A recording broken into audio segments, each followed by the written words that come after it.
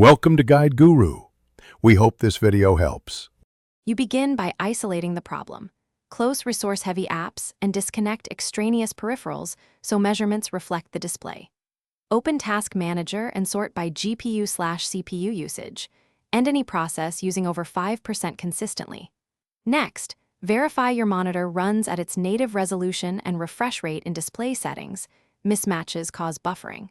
Once done, install or roll back the GPU driver and check monitor firmware. Updated firmware eliminates known stutter bugs and ensures proper timing between. Now you tune how frames are produced and delivered.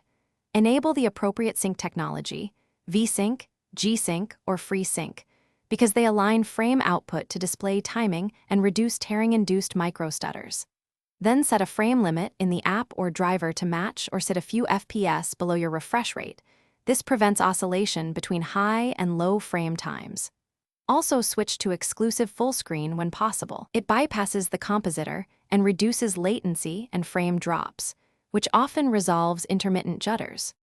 Finish by validating physical and systemic causes. Swap cables and ports, display port versus HDMI, and use a high-quality cable. Bad signal timing can mimic stutter. Run a frame time analyzer and check 1% low FPS numbers to locate spikes. Those graphs reveal whether the issue is GPU, CPU, or driver-induced. If you still see stutter, roll back recent OS or driver updates and test the monitor on another machine. If nothing helps, one key troubleshooting tip.